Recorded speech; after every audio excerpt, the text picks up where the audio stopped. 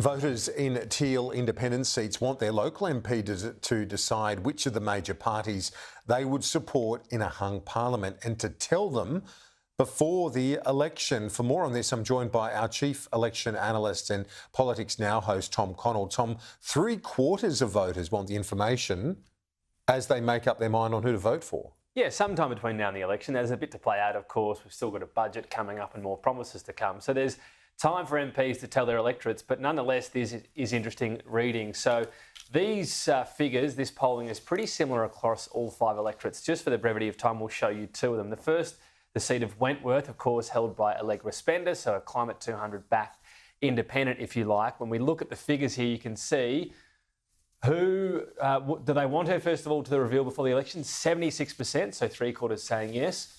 Then the question was asked of these same voters as well, who do they think she would support, or who they prefer, I should say, first of all? And they think 41% Labor, 43% Liberal. So that's quite close, and that's the closest to all of these seats.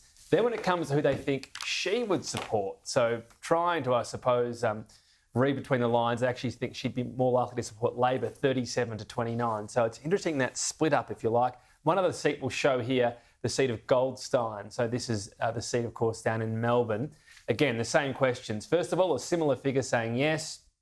Zoe Daniels should reveal who she's going to support in the event of a hung parliament before the election, 72%.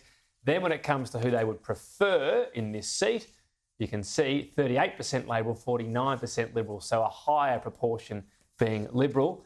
Then when it comes to who they think Zoe Daniels will support, well, this is much stronger towards Labor. So that's a big split compared to what they think she'd do versus what they would like her to do. If you look at that, this polling, I should mention, was done by Australians for Prosperity. It's a group headed by Julian Simmons. He lost his seat to the Greens last time. He was a Liberal MP. It's described as a grassroots campaign with 30,000 supporters and plenty of donors. Their biggest donors have been Coal Australia before the Queensland election. So that's a transparency element. But look, a pretty big poll, more than 500 respondents for each seat.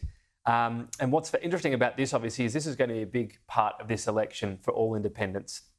All the polling suggests the uniform swing has it deeply in minority. We could have neither party get much above 70, meaning they definitely need the crossbench to help them get over the line. And this is going to be increasingly a question asked of all crossbench MPs. But if you remember last time, the 6 that swept in, 5 of them remain in these so-called Climate 200 back seats.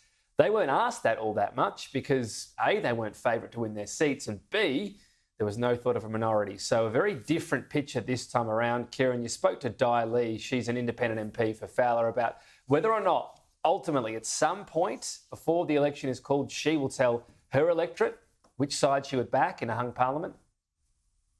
It's such an unpredictable election, and it's a very complicated election, I think, this election.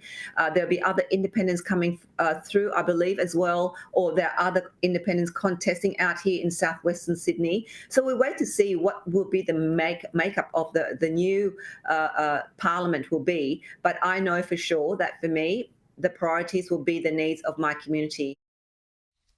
So I think the closer this election gets, the more this question is going to be asked of all crossbench MPs, it should be pointed out. The interesting part about this is you've got former Liberal seats. Does that suggest that, well, they were Liberal, so there are more Liberal-minded voters, or that people turfed out the Liberal voters, so they don't want them anymore? You could have it either way. This polling suggests there is still an inclination that more people would support the Liberal Party over the Labor Party. When we bring up the so-called Teal seats, if you like, the independents, Climate 200 backed independents, the margins, some of them are bigger than others there. You can see Wentworth, we spoke about their 9%, 9.4% Warringah. The others very much marginal. So I think the big question coming here is right now, Kieran, we've obviously got the budget to go, we've got more policies to be unveiled. But once we get deep into this campaign, particularly if the polling stays tight, this is going to be a big question. Now, there's always a caveat, and this is what I've heard from several MPs so far on the crossbench. Well, we need to know who's on more seats. Sure, if one party's 75 and one's 65, it's an easy decision. But this is more a question of, if they're neck and neck, who would you help form government? We're not saying there'll be a deal. It's about supply and confidence. And this is going to be a question, I think, asked more and more, particularly once we get that election campaign called and get deeper into it. Well and truly, Tom, thank you. Some interesting numbers there.